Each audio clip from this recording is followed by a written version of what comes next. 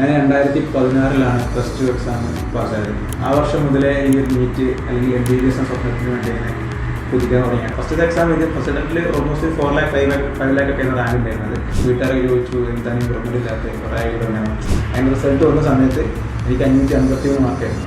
എൻ്റെ അടുത്ത് വരെ എന്ത് ചെയ്തു MBBS ചോദിച്ചു എനിക്ക് BDS ആയിരുന്നു. അപ്പോൾ അങ്ങനെ അന്ന് രാത്രി ഞാൻ തീരുമാനിച്ചു എന്തായാലും പൈസ കൊടുത്ത് പഠിക്കുന്നില്ല, എവിടെ എത്തൂല, നല്ലോണം ഹാർഡ് വർക്ക് ചെയ്ത് എത്തുള്ളൂ. 61 ദിവസം കൊണ്ട് എക്സാം, അതായത് സെപ്റ്റംബർ 12 എക്സാമിന് വന്ന സമയത്ത് ആ 2 മാസം കൊണ്ട് 61 ദിവസം കൊണ്ടാണ് പിന്നെ മൊത്തം കംപ്ലീറ്റ് പഠിച്ചത്. ഇതില് ആ ഒരു സമയത്ത് ഇതിലിപ്പോൾ കിട്ടിയില്ലെങ്കിൽ നീ എന്താ ചെയ്യുക നെക്സ്റ്റ്? ഒന്നും കൂടി ചെയ്യും. ഓക്കെ.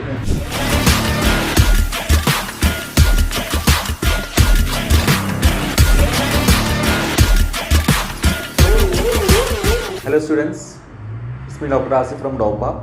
സോ നമ്മൾ കൂടെ ഉള്ളത് ജാസിറാണ്.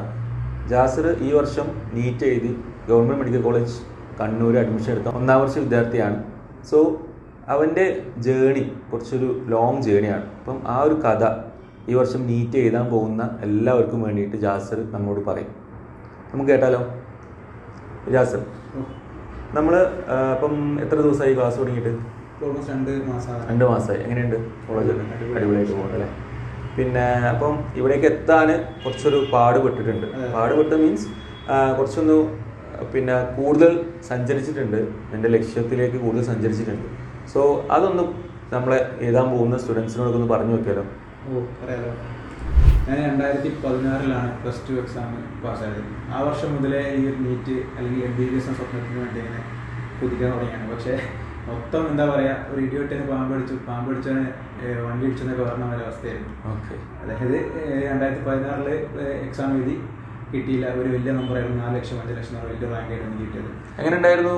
പിന്നെ +2 മാർക്കും എങ്ങനെ ഉണ്ടായിരുന്നു? +2 കയറുന്നതിന് സെക്കൻഡ് ഇയർ വളരെയധികം മോശമായിരുന്നു. മാർക്ക് നന്നായിട്ട് കളിച്ചിട്ടുണ്ട്. ഫസ്റ്റ് ഇയറിൽ കുഴപ്പമില്ലായിരുന്നു, സെക്കൻഡ് ഇയർ എത്തിയപ്പോഴത്തേക്കും നല്ല കളിച്ചിട്ടുണ്ട്. ഓൾമോസ്റ്റ് 85 അടുത്താണ് മൊത്തത്തിൽ മാർക്ക് ഉണ്ടായിരുന്നു. ഓക്കെ. NSS മാർക്ക് എല്ലാം കൂടി കൂട്ടിയിട്ട് അറേഞ്ച് കിട്ടിയിട്ടുണ്ട്. പിന്നീട് എനിക്ക് താല്പര്യം മാത്തമാറ്റിക്സിനോടൊക്കെ ആയിരുന്നു, പക്ഷേ ബയോളജിനെ പറ്റി യാതൊരു ഐഡിയ ബാക്ക്ഗ്രൗണ്ട് ഇല്ലാത്ത ഒരാളാണ്. പിന്നീട് നമ്മളെ കുടുംബത്തിലും ഫാമിലീസിലും പിന്നെ ആരും ഡോക്ടേഴ്സ് ഇല്ല, പിന്നെ ഒരു ഇമോഷണൽ അറ്റാച്ച്മെന്റും കൂടുതലായപ്പോൾ MBBS എന്നുള്ള സ്വപ്നത്തിലേക്ക് അങ്ങനെ എത്തിയതാണ്. ഓക്കെ. എന്നിട്ട് അങ്ങനെ ഞാൻ റിപ്പീറ്റ് ചെയ്തു. ഫസ്റ്റത്തെ എക്സാം ഇത് ഫസ്റ്റ് അറ്റംപ്റ്റിൽ ഓൾമോസ്റ്റ് 4 lakh 5 lakh ഒക്കെ റാങ്ക് ഉണ്ടായിരുന്നത്. പിന്നീട് ഞാൻ റിപ്പീറ്റ് ചെയ്ത് വലിയ ഇമ്പ്രൂവ്മെന്റ് ഒന്നും ഇല്ല, 2 ലക്ഷം 3 ലക്ഷം റേഞ്ച് ഉണ്ടായിരുന്നു. ഒരു 2 ലക്ഷം കുറഞ്ഞു. അതെ, 2 ലക്ഷം കുറഞ്ഞു. പിന്നെ വീണ്ടും റിപ്പീറ്റ് ചെയ്തു. അപ്പോൾ 1.5 ലക്ഷം 1 ലക്ഷം റേഞ്ചിലേക്ക് എത്തി. അപ്പോൾ എനിക്കൊരു കോൺഫിഡൻസ് ചെയ്യാം, 1 ലക്ഷം 2 ലക്ഷം കുറയുന്നുണ്ടല്ലോ, ഒന്നുകൂടി എഴുതിയാൽ ചിലപ്പോൾ 10,000 റേഞ്ചിലേക്ക് എത്തുന്നുള്ളൊരു കോൺഫിഡൻസ്. പക്ഷേ അതിന് പ്രശ്നം വെച്ചാൽ 2 വട്ടം റിപ്പീറ്റ് ചെയ്ത സമയത്ത് വീട്ടിലൊക്കെ ഇനിയും വർഷം കളയണോ എന്നുള്ളൊരു ചിന്ത വന്നു എല്ലാവർക്കും. സ്വാഭാവികമായിട്ട് എല്ലാ വീട്ടിലും വരുന്ന ഒരു ചിന്ത. അതെ, കുറെ അല്ല ഈ പണി തുടങ്ങിയിട്ട് നാട്ടുകാരൊക്കെ ചോദിക്കാൻ തുടങ്ങി എന്തിനാണ് എഴുതുന്നത്. കാര്യമൊന്നുമില്ല, കാരണം നമ്മൾ ക്വാളിഫൈ ചെയ്യാനുള്ള ഒരു ഇതിലേക്ക് പോലും എത്തുന്നില്ല. സെൽഫ് ഫൈനാൻസ് പോകാനുള്ള എത്തിയിട്ടില്ല. വേണമെങ്കിൽ നമുക്ക് ഒരു മാനേജ്മെന്റ് കോട്ട സീറ്റൊക്കെ വാങ്ങിക്കും, പക്ഷേ അതിന് സാമ്പത്തിക സ്ഥിതിയില്ല, എനിക്കതിനും താല്പര്യമില്ല. എനിക്ക് ഗവൺമെന്റ് സീറ്റ് എന്നുള്ള ഒരു സ്വപ്നമായിട്ടുണ്ടായിരുന്നു. അപ്പം ബിഫാമിനൊക്കെ വിട്ടാലോ എന്നുള്ള ചിന്താഗതി. അപ്പോൾ ഓൾമോസ്റ്റ് 2 മാസം അതിൻ്റെ പിന്നാലെ വരുന്നത്. എക്സാം കഴിഞ്ഞു, അഡ്മിഷനൊക്കെ കഴിഞ്ഞു, 2 മാസം ഗ്യാപ്പ് വന്നു. എല്ലായിടത്തും കോച്ചിങ് ഒക്കെ തുടങ്ങി, അടുത്ത വർഷത്തിൻ്റെ കോച്ചിങ് ഒക്കെ തുടങ്ങി. അപ്പോൾ ഞാൻ പിന്നീട് എന്താ പറയുക, എനിക്കൊരു ഭ്രാന്ത് പോലെ മെന്റൽ സൈക്കോ എന്നൊക്കെ പറയാം, നേരത്തെ ഉറങ്ങാതെ ഉറക്കമില്ലാതെ ഞാനൊരു ഡോക്ടർ ആവണം എന്നുള്ള രീതിയിൽ ഉറക്കമില്ലാതെ രാത്രികളെ അപ്പോൾ അങ്ങോട്ടും ഇങ്ങോട്ടും വീട്ടുകാരെ പേടിയായി, പിന്നെ ഭ്രാന്തനായി പോകുന്നില്ല. അങ്ങനെ വീണ്ടും എന്റെ സ്വപ്നത്തിലേക്ക് സപ്പോർട്ട് ചെയ്തു. എന്താണ് ചെയ്തതെന്ന് പറഞ്ഞു. അവർക്ക് നിവൃത്തില്ല, എന്തായാലും ഡോക്ടർ ആവണേ അടങ്ങുമെന്നുള്ള രീതിയിൽ. അതെ അതെ. ഓക്കെ. അങ്ങനെ വീണ്ടും റിപ്പീറ്റ് വേണ്ടി പറഞ്ഞു. അപ്പോൾ ഓൾമോസ്റ്റ് 4 മാസത്തിനടുത്തായിരിക്കണം. ക്ലാസ്സൊക്കെ ഏകദേശമായി തുടങ്ങിയിട്ടുണ്ട്, നമ്മൾ പകുതിൻ്റെ അടുത്ത് കഴിഞ്ഞിട്ടുണ്ട് എല്ലാവർക്കും. അപ്പോൾ എൻ്റെ റാങ്ക് ഞാൻ ചേരാൻ പോയ സെൻറ്ററിൽ നിന്ന് സാറ് ചോദിച്ചു, ഇത്രയും ഡിഫറൻസ് ഉണ്ട്, എനിക്ക് MBBS ഗവൺമെൻറ് കിട്ടണമെങ്കിൽ ഇത്രയും മാർക്ക് ഇമ്പ്രൂവ് ചെയ്യണം, എനിക്ക് നടക്കുമോ? ഓൾമോസ്റ്റ് എൻ്റെ 300 ആ റേഞ്ചായിരുന്നു മാർക്ക് ഉണ്ടായിരുന്നു. 550-560 ആ വർഷത്തെ MBBS കട്ട് ഓഫ്. ആ റേഞ്ചിൽ എത്തണം.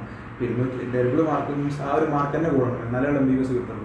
അപ്പോൾ എങ്ങനെ അവിടേക്ക് എത്തും, എന്നെ കൊണ്ട് സാധിക്കും, ഇത്രയും ക്ലാസ് കഴിഞ്ഞു ഒക്കെ ചോദിച്ചു. കാരണം എനിക്ക് വേറെ ഓപ്ഷൻ നിവർത്തിയില്ല, എൻ്റെ ആഗ്രഹം ഇതാണ്, കിട്ടണേ കിട്ടട്ടെ, വേറൊരു ഓപ്ഷൻ എനിക്കില്ല. ഞാൻ ഇത് തന്നെയാണ് എൻ്റെ ഒരു ജീവിതമാർഗം എന്ന രീതിയിൽ. വർഷം പോലെ കുഴപ്പമില്ല, നമ്മൾ എത്ര വർഷം കളയുന്നു, അപ്പോൾ അതുപോലെ ഇതോടെ കളയേക്കാൾ കിട്ടുകയാണെങ്കിൽ എന്തായാലും കിട്ടിയില്ലെങ്കിൽ അടുത്ത കൊല്ലത്തേക്കുള്ളതിൻ്റെ ഒരു മുതൽക്കൂട്ട് പോലെ ആവട്ടെ എന്നുള്ള രീതിയിൽ വീണ്ടും ചെയ്തു.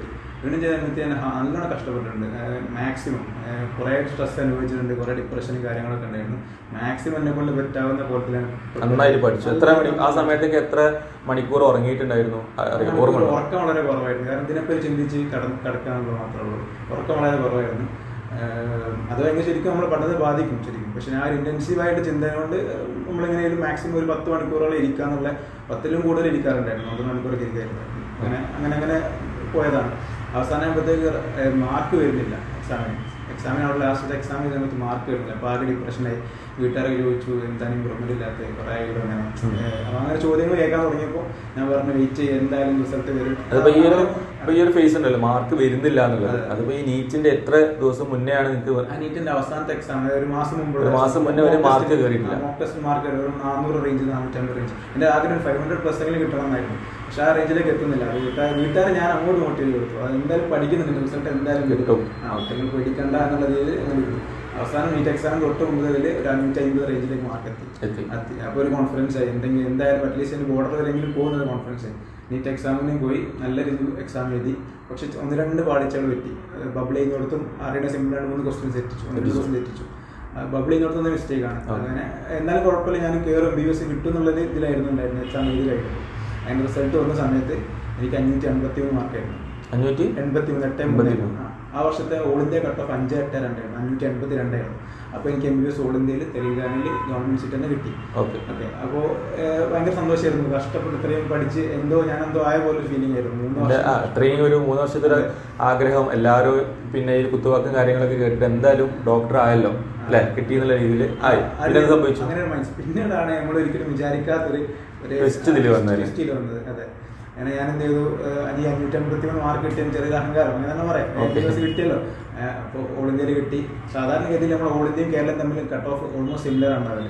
അപ്പോൾ നമുക്ക് കേരളത്തിലും കിട്ടാനുള്ള സാധ്യത പോസിബിലിറ്റി ആണ്. എൻ്റെ റാങ്ക് ഓൾമോസ്റ്റ് 1500 ആയിരുന്നു. അതിന് മുമ്പത്തെ വർഷം ഒരു 1600 അടുത്ത് വരെ ഗവൺമെന്റ് സീറ്റ് കയറിയിട്ടുണ്ട്. ആ വർഷം 2019 Kannur medical college seat increase ചെയ്തിട്ടുണ്ട്. 100 സീറ്റ് ഇൻക്രിമെന്റ് ചെയ്തിട്ടുണ്ട്. അപ്പോൾ നമ്മൾ എന്തായാലും കേരളത്തിൽ മനക്കണക്ക് കൂട്ടിയപ്പോൾ പ്രതീക്ഷയിലായിരുന്നു. പക്ഷേ ഞാൻ റിസ്ക് എടുക്കാൻ തയ്യാറായില്ല. എനിക്കൊരു പേടി ഉണ്ടായിരുന്നു കേരളത്തിൽ കിട്ടില്ല എന്നുള്ളത്. അങ്ങനെ ഞാൻ ഓൾ ഇന്ത്യയിലേക്ക് തെലങ്കാനയിലേക്ക് എന്ത് ചേരാന്നുള്ള പ്രതീക്ഷയിൽ അവിടെ പോയി.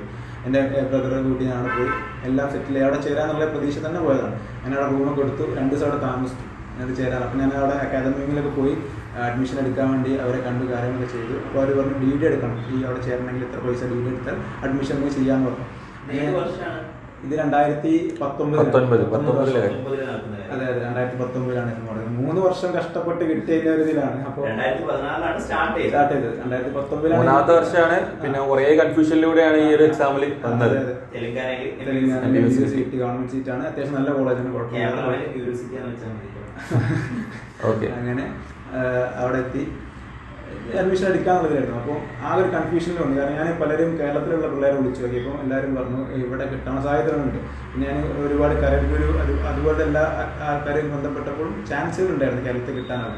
പക്ഷെ എനിക്കൊരു പേടി, ഇൻ കേസ് ഇത്രയും കഷ്ടപ്പെട്ട് കിട്ടിയാൽ ഇനിയിപ്പോൾ ഞാൻ ഡ്രോപ്പ് ചെയ്ത് വന്ന് എന്നോട് പലരും ചോദിക്കില്ല, നീ എന്തിനാ അവിടെ ഡ്രോപ്പ് ചെയ്തോടെ വന്ന് നല്ല കോളേജ് കിട്ടിയിട്ട്. സ്വാഭാവികമാണ്. അപ്പോൾ 2 ഭാഗത്തു നിന്നുള്ള ചോദ്യങ്ങൾ ഞാൻ ഉത്തരം കൊടുക്കണം. അപ്പോൾ ഞാനൊരു കൺഫ്യൂഷൻ നിൽക്കുകയാണ്. പിന്നെ അവിടുത്തെ ഓൾ ഇന്ത്യയിലാണെങ്കിൽ മലയാളി കുട്ടികൾ വളരെ കുറവായിരുന്നു. കാരണം ആ സീനിയേഴ്സിലാകെ ഒരു 3 പെൺപിള്ളേർ മാത്രമേ ഉള്ളായിരുന്നു. നമ്മുടെ ജൂനിയർ ബാച്ചിൽ നമ്മുടെ കറണ്ട് ബാച്ചിൽ ആരും അതുവരെ മലയാളി ചേർന്നിട്ടില്ല. അപ്പം മലയാളികൾ ഒരു ഇതല്ല, മീൻസ് നമുക്ക് MBBS പഠിക്കാന്നുള്ളതാണ്. എന്നിരുന്നാലും ഒരു മലയാളി സ്റ്റുഡന്റ് മലയാളം പറഞ്ഞു ചില്ലാക്കാനുള്ള ആൾക്കാരുണ്ടാവില്ല. അതെ. അപ്പോൾ അതുകൊണ്ട് ഞാൻ കുറെ 2 ദിവസം വെയിറ്റ് ചെയ്തിരുന്നു മലയാളീസ് വരുമെന്നുള്ള. അപ്പോൾ ആരും വന്നില്ല. അപ്പം ഞാൻ കേരളത്തിൽ കിട്ടുമല്ലോ എന്നുള്ള പ്രതീക്ഷ ഉണ്ടായതുകൊണ്ട് ഞാനിങ്ങനെ കൺഫ്യൂഷനിലായിരുന്നു ആദ്യം. എൻ്റെ ബ്രദർ എന്നോട് പറഞ്ഞു, നീ ഇവിടെ ചേരാണ്, അവിടെ ചേരണം, കാരണം ഇവിടെ വരെ വന്നാണ് ചേരാന്നുള്ളത്.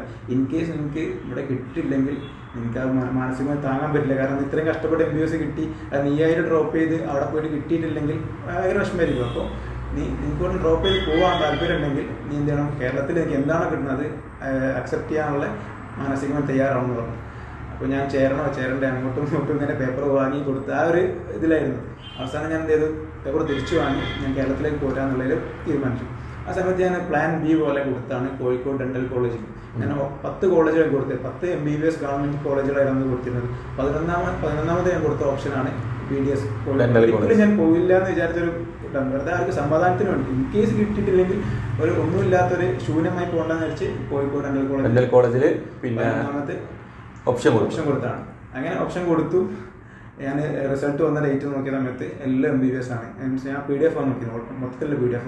എൻ്റെ റാങ്കിൻ്റെ അടുത്തുള്ളൊക്കെ MBBS ഇടയിൽ ഒരു BDS മാത്രം. അപ്പോൾ നോക്കുന്ന സമയത്ത് തൊട്ട് മുമ്പുള്ള വേറൊരു കാറ്റഗറി ആണെങ്കിലും കൂടിയിട്ട് എൻ്റെ അടുത്ത് വരെ എന്ത് ചെയ്തു, MBBS വിളിച്ചു. എനിക്ക് BDS ആയിരുന്നു. മാത്രമല്ല നീറ്റ് എക്സാം കഴിഞ്ഞ് പിറ്റേതാഴ്ച എനിക്ക് ഒരു ആക്സിഡൻറ്റ് പറ്റി. അപ്പോൾ ആ ഒരു കൈയൊക്കെ ഫുള്ള് പോയിരിക്കുകയായിരുന്നു, റൈറ്റ് ഹാൻഡ് തീരെ ഇല്ലായിരുന്നു. അപ്പോൾ ഇടിവെട്ടിന് പാമ്പ് പിടിച്ച അവസ്ഥ ഞാൻ പറഞ്ഞത്. എക്സാം കഴിഞ്ഞ് പിറ്റേന്ന് മുതൽ തുടങ്ങിയതാണ് ആ ഒരു ഇത്. പിന്നെ നീറ്റും പോയി, MBBS പോയി, കയ്യും പോയൊരവസ്ഥ. വീട്ടുകാരൊക്കെ എന്ത് പറഞ്ഞു? ഇപ്പൊ ഈ വീട്ടുകാരും നമ്മുടെ നാട്ടുകാരും സുഹൃത്തുക്കളൊക്കെ എന്താ പറഞ്ഞത്? ഇങ്ങനെ അവിടുത്തെ MBBS കളഞ്ഞ് ഇവിടെ പോയിട്ട് ഇവിടെ രണ്ടല് കിട്ടി. നല്ല മോശമെന്നുള്ളതല്ല, എന്നാലും വിചാരിച്ച സംഭവം കിട്ടില്ലല്ലോ. BDS ഒരിക്കലും മോശമല്ല. BDS അതിന് എല്ലാ കോഴ്സിനും അതിൻ്റെതായിട്ടുള്ള ഇമ്പോർട്ടൻസ് ഉണ്ട്. നമ്മൾ ആഗ്രഹിച്ച സംഭവം കിട്ടിയില്ല എന്നുള്ളതിൽ എന്താണ് പറയുന്നത് പാരന്റ്സ്? വീട്ടുകാർ പറഞ്ഞത് അല്ല, ഞാൻ തന്നെ കമ്പനിയായിട്ട് കയറിയ കോഴ്സാണ്. അവർക്കാർക്കും ഒരു താല്പര്യമില്ലായിരുന്നു പഠിക്കും. കാരണം റിസ്ക് ഉള്ള ഒരു കോഴ്സാണ്. പിന്നെ കുറെ വർഷം പോകും, പിന്നെ കുറെ റിസ്ക് ആണ്. അങ്ങനെ ആ ഒരു എൻജോയ്മെന്റ് ഉണ്ടാവില്ല എന്നാണ് അവർ. അപ്പോൾ എനിക്ക് അതെ. അപ്പോൾ വീട്ടുകാർക്ക് തീരെ താല്പര്യം ഇല്ലായിരുന്നു അങ്ങനെ. പിന്നെ താല്പര്യമായി, എൻ്റെ ഇഷ്ടം കണ്ടപ്പോൾ അവരും എൻ്റെ കൂടെ നിന്നു. അപ്പോൾ എന്തിനാ അങ്ങനെ റിസ്ക് എടുക്കണമെന്ന് ചോദിച്ചിരുന്നു. ഞാൻ തന്നെ എടുത്ത തീരുമാനമാണ്. അപ്പോൾ അവർക്കൊന്നും പറയാനില്ല. നാട്ടുകാർക്ക് പറയാൻ അവസരം കൊടുത്തിട്ടില്ല. കാരണം പിന്നെ മൈൻഡൊക്കെ മാറി. ആദ്യത്തെ 1-2 വർഷമല്ലേ നാട്ടുകാർ പറഞ്ഞ് ചിന്തിച്ചിട്ടുള്ളൂ. പിന്നെ നാട്ടുകാർ എന്ത് പറഞ്ഞാലും ഒരു കുഴപ്പമില്ല, ഒരു മൈൻഡില്ല. അതൊരു കുറേ നമുക്ക് എക്സ്പീരിയൻസ് കിട്ടിയിട്ട് നാട്ടുകാർ എന്തെങ്കിലും പറഞ്ഞോട്ടെ എന്നുള്ള ഒരു ഇതിലേക്ക് എത്തും. അതെ അതെ. കുറച്ചും കൂടി കഴിയുമ്പോൾ കുറച്ചും കൂടി ഏജ് പോകുന്നതിനനുസരിച്ച് നമുക്ക് ആ ഒരു മെന്റാലിറ്റിയിലേക്ക് വരും. അതെ അതെ. അപ്പോൾ അങ്ങനെ ആയിരുന്നു സ്ഥിതി. അപ്പോൾ ഭയങ്കര വിഷമത്തിലായിരുന്നു. കാരണം കയ്യുമില്ല. നമുക്ക് റൈറ്റ് ഹാൻഡ് തന്നെയാണ് പോയത്. റൈറ്റ് ഹാൻഡ് റിസ്റ്റ് ഫ്രാക്ചർ ആയിരുന്നു. ഒന്നും ചെയ്യാൻ പറ്റാത്തൊരവസ്ഥയായി. പിന്നെ ഞാനത് ട്രീറ്റ്മെൻറ്റ് എടുക്കാൻ ലേറ്റ് ആയി. പിന്നെ കുറച്ച് കോംപ്ലിക്കേഷൻ ആയി കഴിയും. ഒന്നും ചെയ്യാൻ പറ്റാത്ത അവസ്ഥയായിരുന്നു. അപ്പോൾ എന്ത് ചെയ്യാമെന്ന് അറിയാത്തൊരു സ്ഥിതിയിൽ കയ്യുമില്ല. പിന്നെ വീട്ടിലാണ് പാരൻസും ഇല്ലായിരുന്നു. അവർ ഹജ്ജിനൊക്കെ പുറത്തു പോയത്. ഞാൻ മാത്രം വീട്ടിൽ ഒറ്റപ്പെട്ടൊരവസ്ഥയായി. ഒരു ഫേസിലേക്ക് എല്ലാതെ പോയി. കാരണം ആഗ്രഹിച്ചിട്ട് MBBS മിസ്സായി. വെറുതെ ഇരിക്കുകയാണ്, കയ്യുമില്ല, ഒന്നും ചെയ്യാൻ പറ്റാത്തൊരവസ്ഥ. അങ്ങനെ ആയിരുന്നു. പിന്നെ ഒരു പ്ലാൻ B പോലെ കൊടുത്ത BDS കയ്യിലുണ്ട്. അപ്പോൾ അതിൽ ചേരണ്ടേ എന്നുള്ളൊരു ഇതിൽ നിൽക്കുകയാണ്. അപ്പോൾ ഞാൻ എന്ത് ചെയ്തു, എൻ്റെ വീടിൻ്റെ അടുത്ത് തന്നെയാണ്. അപ്പോൾ എല്ലാവരോട് പറഞ്ഞു വീടിൻ്റെ അടുത്ത് 5 മിനിറ്റ് പോകാനുള്ള കോഴിക്കോട് മെഡിക്കൽ കോളേജിലേക്ക്.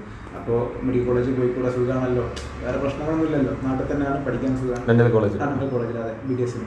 അപ്പോൾ അങ്ങനെ പോകാന്നുള്ള ഒരു മൈൻഡിലേക്ക് തന്നെ വരുന്നു. പക്ഷേ എപ്പോഴും എൻ്റെ ഉള്ളിൽ ഒന്നുകൂടി റിപ്പീറ്റ് ചെയ്യാൻ പോകാന്നുള്ളതിലായിരുന്നു. അപ്പോൾ ഞാൻ വേറെ ഒരു ഓൺലൈനായിട്ട് അഡ്മിഷനൊക്കെ എടുക്കാനുള്ളതിലായിരുന്നു. പിന്നെ വീട്ടുകാർക്ക് മാനസികമായിട്ട് ഭയങ്കര ബുദ്ധിമുട്ട്, വിഷമം. ഞാനിങ്ങനെ ഒന്നും ചെയ്യാൻ പോവുകയാണ്, എൻ്റെ ലൈഫ് ഞാൻ കളഞ്ഞു കുളിക്കുമോ എന്നൊരു വിഷമമുണ്ടായിരുന്നു. അതുകൊണ്ട് അവരെ വിഷമം എനിക്ക് മനസ്സിലായി. അതുകൊണ്ട് ഞാനൊന്നും പറഞ്ഞില്ല. അപ്പോൾ ഞാനൊരു കരിയർ ഗുരുവിനെ കൺസൾട്ട് ചെയ്തു. അപ്പോൾ അവർ പറഞ്ഞു എന്നോട്, ഇത്രയും വർഷം നീ ചെയ്തില്ലേ, നീ ഒരിക്കലും ഇനി അങ്ങോട്ട് പോകണ്ട, ഒന്നുകൂടി MBBS എടുത്തു, അവസാനം ഇവിടെ എത്തിയതല്ലേ, ഇനി ഇൻ കേസ് കിട്ടിയിട്ടില്ലേ നീ അത് പുറത്ത് പോയി പഠിച്ചോ, പൈസ കൊടുത്തിട്ട്, എന്നാലും കുഴപ്പമില്ല, മാനസിക സംതൃപ്തി എന്നൊക്കെ പറഞ്ഞു. അപ്പോൾ ഞാനും എൻ്റെ ബ്രദറും തീരുമാനിച്ചു വെച്ചായിരുന്നു, ഈ 4ാമത്തെ കൊല്ലം ചെയ്തിട്ട് കിട്ടിയിട്ടില്ലെങ്കിൽ ഇനി പുറത്തിട്ട് പോയി പഠിക്കാം, MBBS പഠിക്കാം, പൈസ കൊടുത്ത് പഠിക്കാനുള്ള ഇതിലായിരുന്നു. അങ്ങനെ അന്ന് രാത്രി ഞാൻ തീരുമാനിച്ചു, എന്തായാലും പൈസ കൊടുത്ത് പഠിക്കുന്നില്ല, ഒന്നെങ്കിൽ 4ാമത്തെ കൊല്ലം റിപ്പീറ്റ് ചെയ്യാം, അല്ലെങ്കിൽ BDSന് പോകാം. അന്ന് രാത്രി കടന്നു തുടങ്ങുന്ന സമയത്ത് തീരുമാനിച്ചു. നാളെ പിറ്റേ ദിവസം, അതായത് പിന്നെ ഞാൻ രാത്രി സ്വപ്നം കിടക്കുന്ന സമയത്ത് ആലോചിക്കുകയാണെങ്കിൽ പിറ്റേന്നാണ് എനിക്ക് ലാസ്റ്റ് ഡേറ്റ് BDSന് അഡ്മിഷൻ എടുക്കേണ്ടത്. പിറ്റേ രാവിലെ ഞാൻ ബ്രദറിനെ കണ്ടു പറഞ്ഞു നമുക്ക് പോയി BDSന് ചേരാം. പെട്ടെന്നൊരു രാത്രി കടന്നു തുടങ്ങുന്ന സമയത്ത് എൻ്റെ പാരൻസിൻ്റെ എൻ്റെ ബ്രദറിൻ്റെയൊക്കെ മുഖമാണ് എൻ്റെ മനസ്സിലുണ്ട്. അവർ ഇനിയും എത്രത്തോളം, കാരണം ഈ വർഷങ്ങൾ പോയി എൻ്റെ ഫാദറിന് വയ്യാതായിക്കൊണ്ടിരിക്കുക, പ്രായമായിക്കൊണ്ടിരിക്കുക. ഞാൻ എന്തെങ്കിലും നിർത്തിയിട്ട് വേണം ഒന്ന് അവിടെ നിർത്തിയിട്ട് നാട്ടിലേക്ക് വരാന്നുള്ളൊരു സ്ഥിതിയിലാണ്. മാത്രമല്ല ഓരോ കൊല്ലം കഴിയുമ്പോഴും കയ്യിലും ചോദിക്കുന്നുണ്ട്, ഇത്ര കാലം ചോദിക്കുന്നുണ്ട്. അപ്പോൾ അങ്ങനെ എന്ത് ചെയ്തു, അവസാനം ആ ഒരു മൈൻഡ് കണ്ടിട്ടാണ് ഞാൻ എന്ത് ചെയ്തത്, BDSന് ചേരാന്ന് വെച്ചാൽ. അവിടെ BDSന്റെ ഇഷ്ടക്കേടവും കാര്യങ്ങളൊന്നും നമ്മൾ ഒരിക്കലും പ്രതീക്ഷിക്കുന്നില്ലല്ലോ BDS കിട്ടുന്നുള്ളത്.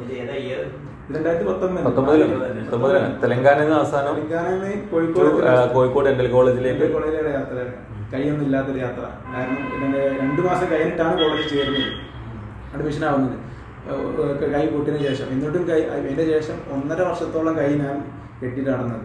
ഓൾമോസ്റ്റ് ഫസ്റ്റ് ഇയർ മൊത്തം കൈ കെട്ടിയിട്ട് തന്നെ, അതിന് ശേഷം കൈ കെട്ടിയിട്ടായിരുന്നു. ഇപ്പോൾ കൈ റെഡി ആയി വരുന്നുള്ളൂ. അത് ചെറിയൊരു കോംപ്ലിക്കേഷൻ വന്നു, ഫ്രാക്ചർ ആയിട്ട് വാസ്കുലറിലേക്ക് എത്തിപ്പോയി. AVN നോൺ യൂണിയനൊക്കെ ആയിട്ട് അങ്ങനെ പറ്റിപ്പോയി. അപ്പോൾ ട്രീറ്റ്മെൻറ്റിന് ചെറിയൊരു ബാധിച്ചാണ്. ഓക്കെ, അപ്പോൾ ഞാൻ കോളേജ് കയറിയ സമയത്ത് ഒരു കോമാളിൻ്റെ രൂപത്തിലായിരുന്നു കോളേജ് കയറി ചെന്നത്. കാരണം കൂട്ടത്തിൽ ഏറ്റവും പ്രായമുള്ള ഒരാളാണ്, ഒരാൾക്ക് കഴിയില്ല. അങ്ങനത്തെ BDS ഡ്രോപ്പ് ചെയ്ത് BDS എത്തിൻ്റെ ഒരു കളിയാക്കലും സീനിയേഴ്സിൻ്റെ കളിയാക്കലും കാര്യങ്ങളൊക്കെ ഉണ്ടായിരുന്നു. ഒരുപാട് അതിൻ്റെ ബാച്ചിൻ്റെ റെപ്പുമായി പോയി, റെപ്രസെൻറ്റേറ്റീവ്, പിന്നെ കൂടുതൽ പറയേണ്ട ആവശ്യമില്ലായിരുന്നു. നല്ലത്, നല്ല കാര്യം. മൊത്തത്തിൽ ഒരു അവസ്ഥ ഫസ്റ്റ് ഇയർ നല്ല ലൈഫായിരുന്നു. കോഴിക്കോട് നല്ല ക്യാമ്പസ് കോഴിക്കോട് മെഡിക്കൽ കോളേജും ഡെന്റൽ കോളേജും എപ്പോഴും അടിപൊളിയായിട്ടുള്ള തന്നെയാണ്. അതായത് ഒരു ഫാമിലി പോലെ തന്നെ നിൽക്കുന്ന നല്ല ഫാമിലി ഒരു ഇതിലായിരുന്നു. എല്ലാവരും ഫ്രണ്ട്സ് ആണെങ്കിലും ഭയങ്കര അറ്റാച്ച്മെന്റ് ആയിരുന്നു, ബോണ്ടും കാര്യങ്ങളൊക്കെ ആയിരുന്നു. കോളേജ് അടിപൊളിയാണെന്ന് പറയാം. സുഖമായിട്ട്. അപ്പൊ ഞാൻ ആലോചിച്ചു ഒരിക്കലും വേറെ ചിന്തിക്കേണ്ട ആവശ്യമില്ല, MBBS ഇങ്ങനെ ചിന്തിക്കേണ്ട ആവശ്യമില്ല. പക്ഷെ ഞാൻ എപ്പോഴും എൻ്റെ ഉള്ളിലുണ്ടായിരുന്നു ഇനി BDS കഴിഞ്ഞിട്ട് ഇൻ കേസ് MBBS എഴുതാൻ ആഗ്രഹം ഉണ്ടായിരുന്നു. കാരണം എൻ്റെ കൈ വയ്യാത്തതുകൊണ്ട് ആ വർഷം എനിക്ക് എഴുതാൻ പറ്റില്ല. അപ്പൊ ഞാനിങ്ങനെ വേറെ പാരലൽ ചിന്തിച്ചു വേറെ എന്തെങ്കിലും ചെയ്യാൻ പറ്റുമോ. കാരണം ആയുർവേദക്കും ഹോമിയോക്കൊക്കെ അങ്ങനെ ഒരു ഓപ്ഷൻ ഉണ്ട്. അപ്പോൾ BDS ഒരു ഓപ്ഷൻ ഇല്ല.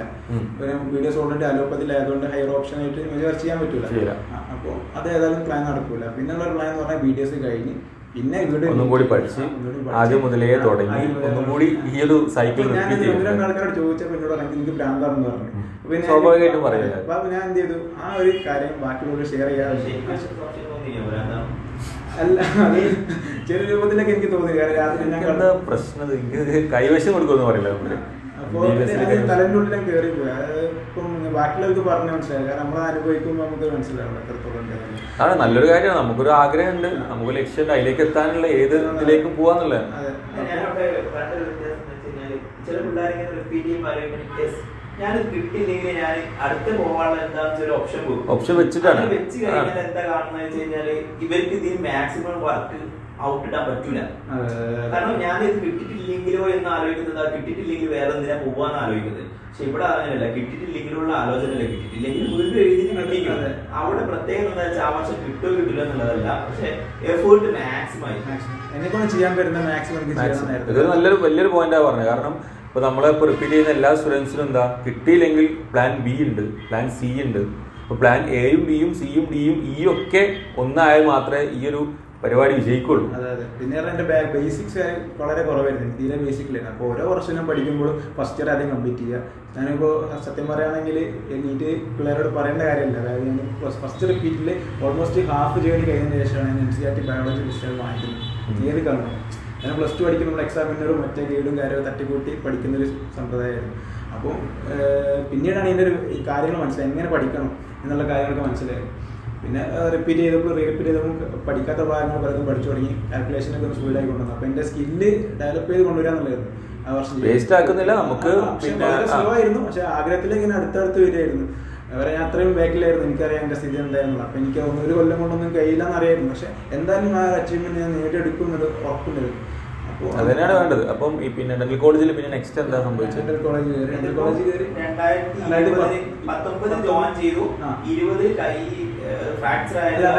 എനിക്ക് തോന്നുന്നത് നമ്മൾ ഇതിന്റെ ഭാഗത്ത് 2019 ഈ നമ്മൾ KGF ഉള്ള പോലെ ബാക്കോട്ടും പോയി അങ്ങനെയൊക്കെ ഇടാൻ തോന്നുന്നു. ഇപ്പൊ 2020 നമ്മൾ നിൽക്കുന്നത്. 2019 അഡ്മിഷൻ എടുത്തു ഇങ്ങനെ പോയിക്കൊണ്ടിരിക്കും. 2020 അപ്പൊ 20 സമയത്ത് കൊറോണ ഫെബ്രുവരിയിൽ ഇപ്പൊ വരും. കൊറോണയിലെ അടുത്തുള്ളൂ. അപ്പോൾ 2020 ആയ സമയത്ത് എനിക്ക് പ്രാക്ടിക്കൽ വർക്ക് ഒന്നും ചെയ്യാൻ പറ്റുന്നില്ല. പിന്നെ പ്രോസ്റ്റോ വർക്കും കാര്യങ്ങളും ഒന്നും ചെയ്യാൻ പറ്റില്ല. കൈയിൻ്റെ വിഷയം കൊണ്ട് ഞാൻ എല്ലാവരുടെ എക്സ്ക്യൂസ് പറഞ്ഞു കൊടുത്തു. അവസാനം എൻ്റെ അനാട്ടമിയിൽ ഒരു സാറ് പറഞ്ഞു നീ കൈ എടുത്ത് മുറിച്ച് മാറ്റിക്കാളെന്ന് പറഞ്ഞു. ഒരു അവസ്ഥയിലായിരുന്നു. കാരണം കൈ എന്നും എക്സ്ക്യൂസുകൾ ഇങ്ങനെ പറഞ്ഞുകൊണ്ടിരിക്കുകയാണ്. അപ്പോൾ കുട്ടികളുടെ കോമാളിയാവാണ്, മാറുന്നില്ലല്ലോ. ട്രീറ്റ്മെന്റ് എടുത്തിട്ട് ഹാൻഡ് സ്കില്ലാണ് കൂടുതലായിട്ടുള്ളത്. അപ്പൊ ഞാൻ പിന്നെ MBBS എന്ന് പറഞ്ഞാൽ പിന്നെ പോകാൻ ഭയങ്കര വിഷമമുണ്ട്. ഇമോഷൻ കാരണം പിള്ളേരായിട്ട് അത്രയും ബോണ്ട് വന്നു, ഫ്രണ്ട്സായിട്ട് നല്ലൊരു ബോണ്ടായിരുന്നു.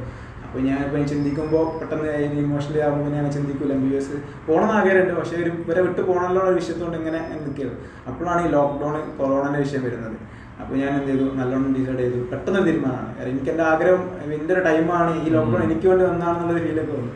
പക്ഷെ ഞാൻ ആ ടൈമിൽ ശരിക്കും നല്ല ഡിപ്രഷൻ, റൂമിൻ്റെ അത് ഒറ്റയ്ക്കുന്ന സമയമായിരുന്നു. ഇരുട്ട് വേറെ ആരും ഇല്ലാതെ ആരെയും ക്ലാസ്സിലൊക്കെ വളരെ പോവാതെയായിരുന്നു. അറ്റൻഡൻസ് ഒക്കെ മൊത്തം ഷോർട്ടായിരുന്നു. അപ്പോൾ ലോക്ക്ഡൗൺ തൊട്ട് മുമ്പേ അപ്പോഴാണ് ലോക്ക്ഡൗൺ എനിക്ക് ഭാഗ്യമായിട്ട് വന്നത്. അപ്പോൾ ഓൺലൈനായി. അപ്പോൾ ഞാൻ ആഗ്രഹിക്കും. അപ്പോൾ എനിക്ക് ആ സമയത്ത് നല്ല പ്രഷർ, മോഡൽ എക്സാമും കാര്യങ്ങളൊക്കെ വരാൻ തുടങ്ങി. അപ്പോൾ എക്സാം എഴുതാൻ പഠിക്കണം. അപ്പോൾ എന്നോട് വീട്ടിൽ നിന്ന് പറഞ്ഞു നീ ഒന്നെങ്കിൽ പഠിക്കുക, അല്ലെങ്കിൽ ബിസിനസ് ചെയ്തോ, പൈസ വേണം ഞങ്ങൾ തരാം, വെറുതെ എങ്ങനെ റൂമിൽ ഇരിക്കണ്ട എന്ന് പറഞ്ഞു. അപ്പോൾ ഞാൻ പഠിക്കാന്ന് പറഞ്ഞ് ഞാനൊരു BDSന്റെ ഒരു ഓൺലൈൻ ആപ്ലിക്കേഷൻ ഉണ്ട്, അത് പഠിക്കാന്നുള്ളത്. ഞാൻ അങ്ങനെ BDS പഠിക്കാൻ തുടങ്ങി. ഇപ്പോൾ എന്തായാലും എക്സാം എഴുതണമല്ലോ, അങ്ങനെ BDS പഠിക്കാൻ തുടങ്ങി. ആ സമയത്താണ് നീറ്റിന്റെ റിസൾട്ടൊക്കെ വന്നിരുന്നത്. 2020 നീറ്റ് റിസൾട്ട്. അപ്പം ഞാൻ ആലോചിച്ചു, ഞാൻ എഴുതിയത് എനിക്ക് എഴുതാൻ പറ്റുമെന്ന് എനിക്ക് കിട്ടുമായിരുന്നു, കാരണം ഓൾമോസ്റ്റ് അടുത്ത് വരെ പോയതാണല്ലോ. പക്ഷെ എനിക്ക് കൈയില്ലാത്തതുകൊണ്ട് എഴുതാൻ പറ്റിയില്ല.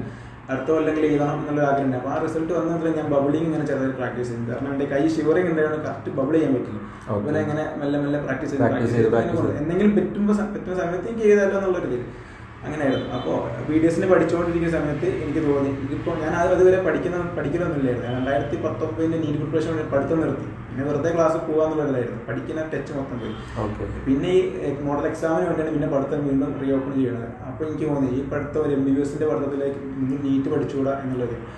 പിന്നെ അപ്പോൾ ഞാൻ ഒരു വികസന പുസ്തകം എല്ലാം സൈഡിൽ മാറ്റി വെച്ചൊരു നേരെ പോയി ഇവിടെ ടൗണിൽ പോയിട്ടൊരു ബയോളജി ടെസ്റ്റ് കഴിഞ്ഞു. അങ്ങനെ മെല്ലെ വായിച്ചു തുടങ്ങി. അപ്പോൾ എനിക്ക് മനസ്സിലായി മെല്ലെ വായിച്ചാലും എവിടെ എത്തൂല, നല്ലോണം ഹാർഡ് വർക്ക് ചെയ്തേ എത്തുള്ളൂ. കാരണം മൊത്തം കംപ്ലീറ്റ് ഔട്ട് ഓഫ് ഫോക്കസ് ആണ്, മറന്നു പോയിട്ടുണ്ട്. മാത്രമല്ല മൈൻഡ് മൊത്തത്തിൽ ഡിപ്രസ്ഡ് മൈൻഡ് ആയതുകൊണ്ട് വളരെയധികം ശൂന്യാവസ്ഥയിലായിരുന്നു. അപ്പോൾ നല്ലോണം കഷ്ടപ്പെട്ടാലേ ഉള്ളൂ അവിടെ എത്തുള്ളൂ എന്നുള്ളൊരു ഇതുണ്ട്. അപ്പം പിള്ളേരോടൊന്നും പറയാൻ പറ്റില്ല, കാരണം ഫ്രണ്ട്സിനോട് പെട്ടെന്ന് ഒരു സുപ്രഭാതത്തിൽ റിപ്പീറ്റ് ചെയ്യാൻ വരുന്നില്ല എന്നൊക്കെ പറഞ്ഞാൽ അക്സെപ്റ്റ് ചെയ്യാൻ പറ്റില്ല. ഞാൻ എന്ത് ചെയ്തു, എല്ലാവരും അങ്ങ് ബ്ലോക്ക് ചെയ്തു. ഒറ്റയടിക്ക് എല്ലാവരെയും ബ്ലോക്ക് ചെയ്തു. വാട്സപ്പിൽ കോൺടാക്ട്സ് മൊത്തം എല്ലാവരും ഡിലീറ്റ് ചെയ്തു, എല്ലാവരും ബ്ലോക്ക് ചെയ്തു. റപ്പായതുകൊണ്ട് ടീച്ചേഴ്സിനെയും ബ്ലോക്ക് ചെയ്തു. ഞാൻ അടുത്ത വർഷത്തെ 2021 നീറ്റിന് വേണ്ടി പ്രിപ്പയർ ചെയ്യാൻ തുടങ്ങി. വീട്ടിൽ ചെറുതായിട്ട് ആരോടും പറഞ്ഞു. വീട്ടിൽ ഉമ്മയോട് കൊറോണ വന്നോണ്ടേ അറിയില്ലല്ലോ എന്താ സംഭവിക്കുന്നത്. അതെ, പിന്നെ ആരോട് പറഞ്ഞു, ഒരാളോട് പറഞ്ഞാൽ എനിക്ക് എന്റെ കുറയും. അതായത് ഞാനിപ്പോ ആ ഒരു ഇന്റൻസീവായിട്ട് ചെയ്യുന്നതിന്റെ ഒരു ക്വസ്റ്റ്യൻ എനിക്ക് വരാം മീൻസ് അപ്പൊ എന്റെ ഒരു കോൺഫിഡൻസ് കുറയ്ക്കേണ്ടത് ഞാൻ ആരോടും പറഞ്ഞു. ഞാൻ ചെയ്ത് കഴിഞ്ഞ റിസൾട്ട് അവർക്ക് കാണിച്ചു കൊടുക്കുക എന്നുള്ളതായിരുന്നു. അപ്പോൾ എന്റെ വീട്ടിൽ ഉമ്മയോടും സംഭവം ചോദിച്ചു. അപ്പൊ അവരാദ്യം കേട്ടപ്പോ ഷോക്കായി. അപ്പൊ ആ ഒരു രൂപത്തില് പക്ഷെ എന്റെ കഷ്ടപ്പാടുണ്ട്. കാരണം എനിക്ക് മര്യാദയ്ക്ക് നേരെ ഇരിക്കാൻ പറ്റില്ല. കാരണം 1.5 വർഷത്തോളം ഞാൻ കെട്ടിയിടം മൊത്തം നീരും കാര്യങ്ങളൊക്കെ ആയിരുന്നു. അപ്പം കസാലിൽ ഇരിക്കാനും പറ്റാത്ത സ്ഥിതി. അപ്പോൾ കുറേ ട്രീറ്റ്മെന്റ് എടുത്തു, ഇഷ്ടംപോലെ ട്രീറ്റ്മെന്റ് എടുത്തു. ആയുർവേദ, ഹോമിയോയും മറ്റേ ഒഴിച്ചിലും പിന്നെ എല്ലാം എടുത്തിട്ടും റെഡി ആയില്ല. ചെറിയ എന്തോ ഒരു മിസ്റ്റേക്കാണ്. അവസാനം വീട്ടുകാരെൻ്റെ ഹാർഡ് വർക്ക് കണ്ടപ്പോൾ അവർ സപ്പോർട്ട് ചെയ്തിരുന്നു. ഫാദർ നല്ല സപ്പോർട്ട് ചെയ്തിരുന്നു. മദർ പിന്നെ ഇടയ്ക്ക് വന്ന് രാത്രി വന്ന് ഞാൻ മോട്ടിവേഷൻ കാര്യങ്ങൾ തരും. നീ MBBS കിട്ടിയിട്ട് പോയാൽ മതി. അവർക്കൊന്നും ഇനി MBBS ആവണ്ടെന്നില്ല ആവില്ല. ഇങ്ങനെ കഷ്ടപ്പെടുന്ന കാണുമ്പോൾ ഇത് മാത്രമേ ഉണ്ടാവുള്ളൂ. MBBS കിട്ടുന്നവരെ ഞങ്ങൾ എൻ്റെ കൂടെ ഉണ്ടാവുന്നത്. അപ്പോൾ അവർ ഇമോഷണലി സ്ട്രോങ് പോയാൽ മതി തന്നെ പറഞ്ഞു. അതാണ് എന്റെ അവസാനം. അങ്ങനത്തെ ഒരു ഇമോഷണലി ഉള്ള ആഗ്രഹം എന്നൊക്കെ പറഞ്ഞിട്ട് അങ്ങനെ ഇമോഷണലി കൊറോണന്റെ ഉള്ളില് ആരും കാണാതെ ഇത്ര പ്ലാനിങ് നടത്തി. അതെ, അപ്പോൾ വാപ്പന്റെയും എന്റെ ആഗ്രഹം കൂടി വന്നപ്പോൾ എന്ത് ചെയ്ത് എനിക്കും അത്ര സ്ട്രെങ്ത് ആയി. അപ്പോൾ ഞാനിങ്ങനെ പഠിച്ചു തുടങ്ങി. എപ്പോഴാണ് നമ്മളൊരു മലപ്പുറത്തൊരു സ്ഥാപനം അവിടെ ഓഫ്ലൈൻ ആയിട്ട് മീൻസ് അവിടെ ഹോസ്റ്റൽ സൗകര്യം ഉണ്ടെന്ന് പറഞ്ഞത്. അപ്പോൾ വീട്ടിലേതായാലും അത്ര പഠിക്കാൻ പറ്റില്ല. അപ്പോൾ ഞാൻ ആരോടും പറയാതെ കുടുംബക്കാരോട് ആരോടും പറഞ്ഞിട്ടില്ല. ഞാനിങ്ങനെ കോഴിക്കോട് ഹോസ്റ്റലിൽ എൻ്റെ അവിടുത്തെ മെഡിക്കൽ കോളേജ് ഹോസ്റ്റലിൽ നിൽക്കാമെന്നാണ് പറഞ്ഞത്. അങ്ങനെ ഞാൻ എന്ത് ചെയ്തു, മലപ്പുറത്ത് അവിടെ പോയി ഒരു 2-3 മാസം പഠിച്ചു. അപ്പോൾ എനിക്ക് സ്റ്റാർട്ടിങ് ഇങ്ങനെ റെഡി വന്നു കുറച്ച്. പിന്നെ അവിടെ എനിക്ക് അപ്രതീക്ഷിതമായിട്ട് തോന്നുന്നത് ഉമ്മക്കും ഉപ്പക്കും കൊറോണ വായിച്ചു ഭയങ്കര ഇൻറ്റൻസീവായിട്ട് ഭയങ്കര എത്തിപ്പോയി. അപ്പോൾ എൻ്റെ വീട്ടിൽ വേറെ ആരുമില്ല, ഞാൻ മാത്രമേ ഉണ്ടായിരുന്നുള്ളൂ. അപ്പോൾ എനിക്ക് അവിടെ പഠനം ഉപേക്ഷിച്ച് ഞാൻ തിരിച്ചു കൊണ്ടുവന്നു. പക്ഷേ ഭയങ്കര ഇതായിരുന്നു, ബുദ്ധിമുട്ട് കണ്ടീഷനിലായിരുന്നു രണ്ടുപേരും. നമുക്ക് ഭയങ്കര അധികം ബുദ്ധിമുട്ടായിരുന്നു. അപ്പോൾ പിന്നെ പഠിത്തം പിന്നെ നടന്നില്ല. അവരെ നോക്കി ICU-ലായിരുന്നു. മറ്റേ CRP വല്ലാതെയും കൂടി. അതെ, ന്യൂമോണിയ വായിച്ചു. ഭയങ്കര ഒരു വാപ്പക്ക് അത്ര ഒന്നുമില്ല, ഉമ്മക്ക് ഭയങ്കരമായിട്ട്. നമുക്ക് ഇപ്പോഴും ഇൻസുലിൻ ഇഞ്ചക്ഷൻ കാര്യങ്ങളൊക്കെ കൊടുത്തോണ്ടിരിക്കുക. ഇത് നമ്മളെ ഡയബറ്റീസ് അല്ലാതെ കൂടി അങ്ങനെ ഭയങ്കര ഒരു ഇതൊക്കെ ഇത്രയും ചെയ്ത് കൊണ്ടുവരണം വരെ എത്തിയിട്ട് അത് ഓൾമോസ്റ്റ് 2021 പ്രിപ്പറേഷൻ 3-4 മാസം അത്ര ആയിട്ടുള്ളൂ. അതെ, ആ സമയം ആ നോമ്പൊക്കെ വരും തൊട്ടുണ്ട്. 21 ആയിട്ടുണ്ടോ ആ വർഷം? 21 നോമ്പിന്റെ ടൈമിലാണ്. നോമ്പ് ഓൾമോസ്റ്റ് ഫെബ്രുവരി ആണെന്ന് തോന്നുന്നു. ഫെബ്രുവരി മാർച്ച് ആ റേഞ്ച് തോന്നുന്നു. അതിന് തൊട്ട് മുമ്പായിട്ടാണ് ആ ഒരു സമയം. ഓക്കെ, ഞാൻ 2021 ആയിട്ടുണ്ട്. എനിക്കൊന്ന് ജനുവരി ഫെബ്രുവരി ആ റേഞ്ച് ആയിരിക്കും. ജനുവരി ആയിരിക്കും. 2020 സെപ്റ്റംബറിലാണ് നീറ്റ് ഉള്ളത്. അങ്ങനെ അപ്പോൾ നമ്മൾ വിചാരിച്ചത് മെയിൽ നീറ്റ് ഉണ്ടാകുന്ന പ്രിപ്പറേഷനാണ് പോയിക്കൊണ്ടിരുന്നത്. അതുവരെ ഡേറ്റ് പബ്ലിഷ് ചെയ്തിട്ടില്ലായിരുന്നു. അപ്പോൾ നീറ്റ് വെച്ചു. പിന്നെ അതെ ആ സമയത്ത് ആ സമയത്തായിരുന്നു. അപ്പോൾ പിന്നെ പഠനം കംപ്ലീറ്റ്ലി ഒഴിവാക്കി എൻ്റെ പാപ്പൻ്റെ കൂടെ തന്നെ. അപ്പോൾ പിന്നെ പഠിത്തത്തിനെ പറ്റി ചിന്തിക്കുന്നുണ്ട്, പക്ഷെ ഒരു ഓപ്ഷൻ ഇല്ല.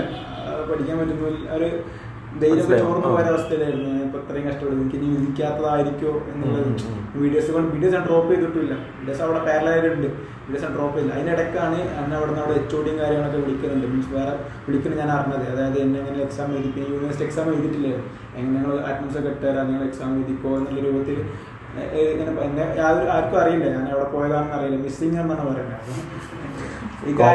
കിട്ടൂല, പിന്നെ ആളറിയുന്നില്ല. ഇത് കാര്യം എൻ്റെ ഒരു ഫ്രണ്ട് ഉണ്ട്, ആ ഫ്രണ്ടിന് എൻ്റെ കസിനിന് ബന്ധമുണ്ട്. അപ്പോൾ ആ കസിനായിട്ടാണ് കോൺടാക്ട് ഉള്ളത്. കസിൻ എനിക്ക് അയച്ചത്, കസിനും അറിയില്ല ഞാൻ എവിടാന്നുള്ളത്, ആരോടും ഞാൻ പറഞ്ഞിട്ടില്ല.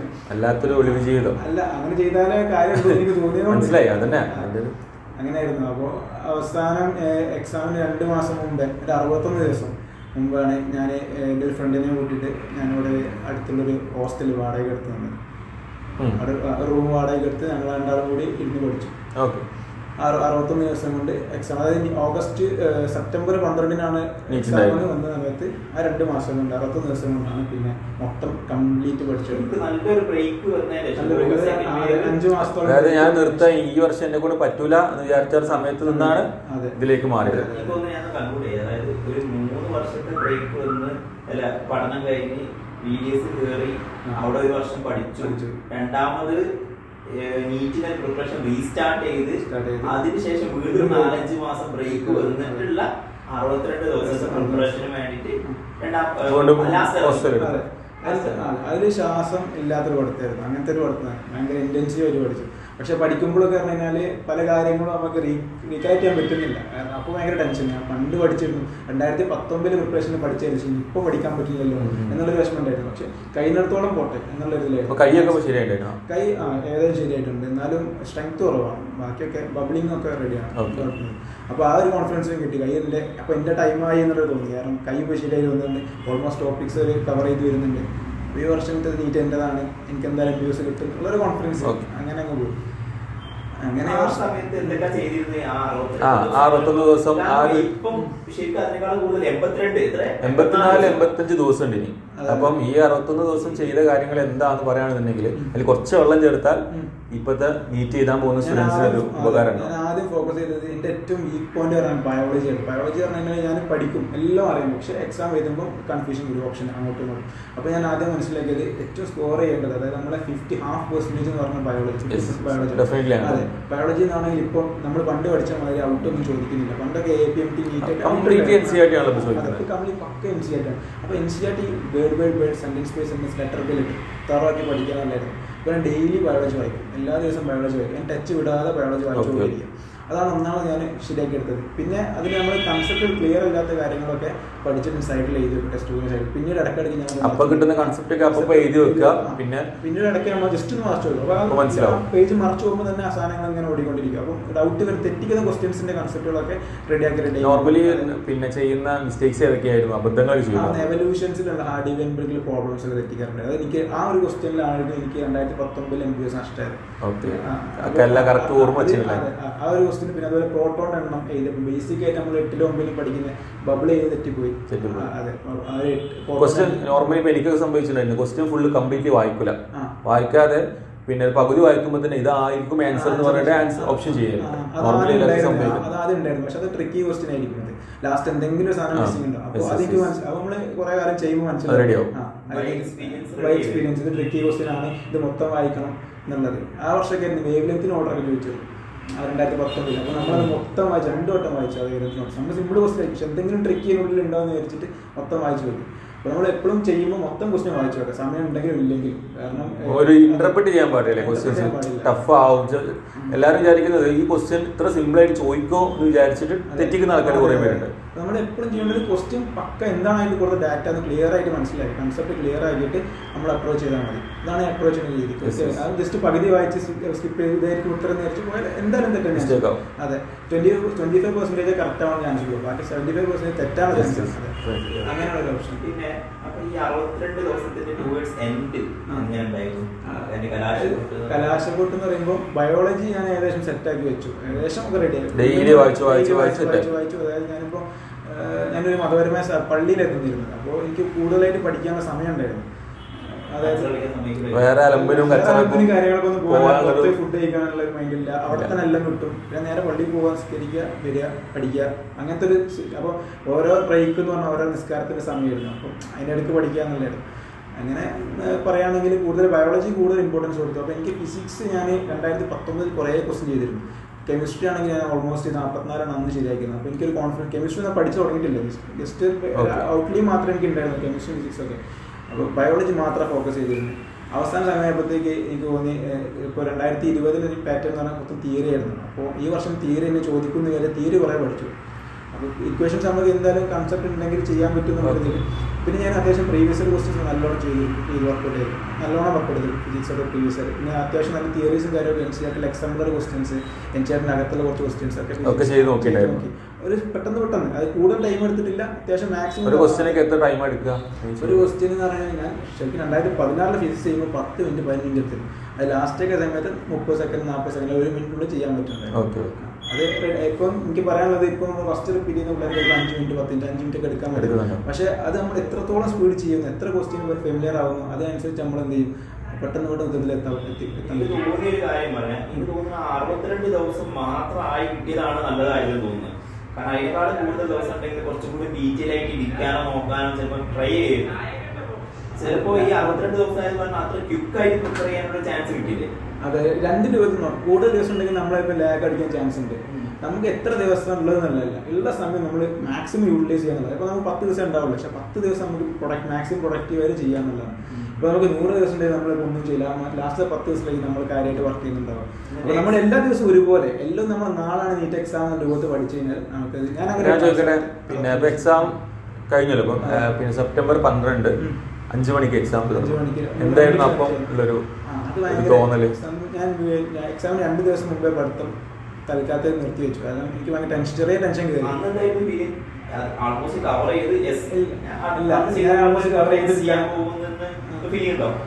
പറഞ്ഞാൽ ഇപ്പോൾ എൻ്റെ ഒരു പ്ലാൻ ഉണ്ട്. അതായത് എക്സാമിന് മുമ്പേ ഓൾമോസ്റ്റ് എല്ലാ ടോപ്പിക്കും കവർ ചെയ്യുക, എന്നിട്ട് 2-3 റിവിഷൻ കൊടുക്കാമെന്നൊരു ആഗ്രഹം ഉണ്ടായിരുന്നു. പക്ഷേ സത്യം പറഞ്ഞാൽ എല്ലാം കവർ ചെയ്തു, പക്ഷേ റിവിഷനുള്ള സമയം കിട്ടിയില്ലായിരുന്നു. പിന്നെ ബയോളജി മാത്രം എനിക്ക് മറന്നു പോകണം, എല്ലാം റിവൈസ് ചെയ്ത് വെച്ചു. ഫിസിക്സ് കെമിസ്ട്രി ഒന്നും നോക്കിയില്ല, ജസ്റ്റ് അങ്ങനെ തന്നെ വെച്ചു. എന്നിട്ട് 2 ദിവസം മുമ്പേ പഠിക്കാൻ മീൻസ് 2 ദിവസം കൂടി ബാക്കിയുള്ളൂ. ടെൻഷൻ ഇപ്പോൾ ഫിസിക്സ് നോക്കാണ്ട് കെമിസ്ട്രി നോക്കണം. അപ്പോൾ ടെൻഷൻ കയറി. അപ്പോൾ ഞാൻ വീട്ടിലേക്ക് പോകും. വീട്ടുകാരെ ഫാമിലിയൊക്കെ നല്ലോണം എൻജോയ് ചെയ്ത് ആ ദിവസം ഒന്നും പഠിച്ചു. പിന്നെ ഒരു ദിവസം മാത്രം ബാക്കിയില്ലായിരുന്നു. ആ ഒരു ദിവസത്തിലാണ് എൻ്റെ ഒരു സ്കില്ല് എനിക്ക് മനസ്സിലായി തുടങ്ങിയത്. അങ്ങനെയല്ല, കാരണം ഇത്ര ദിവസത്തിൽ പഠിച്ചതിനേക്കാളും കൂടുതൽ പ്രൊഡക്റ്റീവായിട്ട് ഏകദേശം തലേന്ന് എനിക്ക് നോക്കാൻ പറ്റി. ഞാൻ ഫിസിക്സും കെമിസ്ട്രിയും എന്തൊക്കെ ഉണ്ടോ അതൊക്കെ ഒരു ദിവസം കൊണ്ട് മറച്ചു നോക്കി. പോരാത്തിന് ബയോളജി കൺഫ്യൂസിങ്ങുള്ള എല്ലാ സാധനവും മറച്ചു നോക്കി. അപ്പോൾ നമുക്ക് വളരെ ഫാസ്റ്റ് ആയിട്ട് പ്രാക്ടീസ് ചെയ്തുകൊണ്ട് വളരെ ഫാസ്റ്റ് ആയിട്ട് ചെയ്യാൻ പറ്റും. അപ്പോൾ നമുക്ക് ഒരു ദിവസം ശരിക്കും പറഞ്ഞാൽ 3 ദിവസം അത് മതി ശരിക്കും പഠിച്ചെടുത്ത് തീർക്കാൻ പറ്റും. കാരണം അതിനുവേണ്ടി നമ്മൾ മുമ്പേ റെഡിയാക്കി വെക്കണം. അതാണ് കാര്യം. അതായത് നമ്മളിപ്പോൾ ഒരു വർഷത്തെ റിപ്പീറ്റിംഗ് അല്ലെങ്കിൽ ഒരു 6 മാസത്തെ റിപ്പീറ്റിംഗ് കോഴ്സ് അല്ല വേണ്ടത്. അത് അവസാനത്തെ ഒരു മാസം അല്ലെങ്കിൽ ഇത്രയും ദിവസം ഏറ്റവും കൂടുതൽ ഫാസ്റ്റ് ആയിട്ട് റിവൈസ് ചെയ്യാനുള്ള ഒരു പ്രിപ്പറേഷൻ മാത്രമാണ് മുന്നത്തെ സമയങ്ങൾ. അവസാനം ആരാണോ സ്പീഡിലായിട്ട് ഓടുന്നത് അവരായിരിക്കും അതായത് എക്സാമിന് മുന്നേ ഉള്ള ഒരു മാസം, അതിനെന്നെ ഒരാഴ്ച എങ്ങനെ നന്നായി പഠിക്കുന്നു, എത്ര ഫാസ്റ്റ് ആയി പഠിക്കണം, അതിനുള്ള ട്രെയിനിങ് ആണ് അതിന് മുന്നേ എടുക്കേണ്ടത്. പിന്നെ നമുക്ക് വേറെ ഓപ്ഷൻ ഇല്ല, ഇത് മാത്രമേ ഉള്ളൂ. അപ്പൊ നമ്മൾ അതിന് വേണ്ടി ഒരു പോയിന്റ് നോട്ട് ചെയ്തിട്ടുണ്ട്. അന്ന് ടെൻഷൻ ആയ സമയത്ത് വീട്ടിൽ പോയി ഒന്ന് റിലാക്സ് ചെയ്ത സമയത്ത് അപ്പൊ അധികം ആൾക്കാർ ചെയ്യാത്ത സാധനം, കൂടുതലായി ടെൻഷൻ വരുമ്പോൾ കൂടുതൽ ഇരുന്ന് വായിക്കുക, ഉറക്കുമ്പോൾ കൂടുതൽ ആലോചിച്ചിരിക്കുക, ഉറങ്ങാണ്ട് ഇരുന്ന് കഴിഞ്ഞാൽ വീണ്ടും ഞാൻ ഉറങ്ങി റെസ്റ്റ് ചെയ്ത് കഴിഞ്ഞാൽ ആ സമയം വീണ്ടും ലോസ് ആണ് എന്നൊക്കെ ആലോചിക്കും. എനിക്ക് തോന്നിയ ഒരു കാര്യം അന്ന് റെസ്റ്റ് ചെയ്തുകൊണ്ട് പിറ്റേന്ന് നന്നായി ചെയ്യാൻ പറ്റും. നമ്മളൊക്കെ പിന്നെ ഇവിടെ ഫൈനൽ ഇയർ യൂണിവേഴ്സിറ്റിക്കൊക്കെ പഠിച്ച് എവിടെ എത്താത്ത സമയത്ത് നമ്മൾ ചെയ്യലെന്താക്കും, ഒരു സിനിമ കാണും. അതായത് ആ സമയത്ത് നമ്മൾ ടെൻഷൻ അടിക്കുന്ന സമയത്ത് കൂടുതൽ നമ്മൾ പിന്നെ ഫീഡ് ചെയ്തുകൊണ്ട് ഒന്നും കിട്ടാനില്ല. അപ്പം അത് ഏറ്റവും ബെസ്റ്റ് ഓപ്ഷൻ ആയിരുന്നു. അങ്ങനെ തന്നെ ചെയ്യുന്നതല്ല, മൈൻഡ് റിലാക്സ് ചെയ്ത് കഴിഞ്ഞാൽ ചിലപ്പോ പാരന്റ്സിനോട് സംസാരിക്കുന്നതായിരിക്കും, ഫിലിം കാണുന്നതായിരിക്കും, പാട്ട് കേൾക്കുന്നതാവും, ചിലപ്പോൾ ഡാൻസ് ചെയ്യുന്നതായിരിക്കും. ഡാൻസ് ചെയ്യുന്ന കഴിഞ്ഞാൽ മെന്റൽ ആദ്യം ഫിറ്റ് ആവണം, അവിടെ വേണമല്ലോ പഠിപ്പിക്കാൻ. അത് എനിക്ക് നല്ല അനുഭവം ഉണ്ട്. 2019 ബബ്ലിങ് തെറ്റാണ്. കാരണം അങ്ങനെ അതിന്റെ തൊട്ട് മുമ്പത്തെ ബബ്ലിങ് തെറ്റിച്ചതുകൊണ്ടാണ്. അത് തെറ്റിപ്പോയല്ലോ എന്ന് തോന്നിയപ്പോൾ അടുത്ത ദിവസം തെറ്റി. അപ്പൊ മെന്റലി ആദ്യം ഫിറ്റ് ആവും, ബാക്കി നമുക്ക് വന്നോളൂ. അപ്പൊ നമ്മുടെ എക്സാം കഴിഞ്ഞ ആ ദിവസം ഭയങ്കര എന്താ പറയാ, ഭയങ്കര സ്പീഡായിട്ട് ചെയ്യാൻ തുടങ്ങി. പക്ഷെ അതിൻ്റെ ഇടയ്ക്ക് ടെൻഷൻ ഉണ്ടോ എന്ന് അറിയില്ല. എനിക്ക് ഭയങ്കര ബാത്റൂമിൽ ഇങ്ങനെ ഇടയ്ക്ക് മൂത്രമൊഴിക്കാനൊക്കെ പോയിക്കൊണ്ടിരുന്നു. അപ്പോൾ ടെൻഷൻ ഉണ്ടോതായിരിക്കാം എനിക്ക് തോന്നി. പക്ഷെ എനിക്ക് ടെൻഷൻ കാണുന്നില്ല, എൻ്റെ ബോഡിക്ക് ടെൻഷൻ ഉണ്ടായിരുന്നു. അപ്പോൾ എനിക്ക് മെൻ്റലി ഒരു കുഴപ്പം, ഞാൻ എന്തായാലും വായിച്ച് തീർക്കുന്നതായിരുന്നു. അപ്പോൾ ഞാൻ മാക്സിമം ഇരുന്നു. പക്ഷെ ഞാൻ അതിന് മുമ്പത്തെ 2019 ചെയ്ത ഒരു മിസ്റ്റേക്ക് എന്ന് വെച്ചാൽ ഞാൻ ഉറപ്പ് ഒഴിച്ച് പഠിച്ചു. 2 മണി 3 മണി വരെ വീട്ടിൽ തലേന്ന് പഠിച്ചു. പക്ഷേ എക്സാം ഹാളിൽ എനിക്ക് അത്ര ഇങ്ങോട്ട് പെർഫോം ചെയ്തു. പക്ഷേ എനിക്ക് ഭയങ്കര വീക്കായിരുന്നു, പെർഫോമിങ്ങിൽ ഒരു അലസത ഫീൽ ചെയ്തു. അപ്പോൾ ഈ വർഷം അങ്ങനെയല്ല, നല്ലോണം ഉറങ്ങണം എന്നുണ്ടായിരുന്നു. പിന്നെ 11 മണി 10 11 ആയപ്പോൾ തന്നെ കടന്നു തുടങ്ങി. ഒരു 6 മണിക്ക് 5 മണിക്ക് സുബഹി നിസ്കരിച്ചു. പിന്നീടുള്ളൊരു 4-5 മണിക്കൂർ എക്സാമിൽ ആ ഡേൻ്റെ 4-5 മണിക്കൂർ ഞാൻ എന്തൊക്കെയാണോ പണ്ട് പഠിച്ച കാര്യങ്ങൾ അതൊക്കെ വീണ്ടും പെട്ടെന്ന് അതെ ഓക്കെ. അത് ഒരു പേജ് പഠിച്ചത് മാത്രം.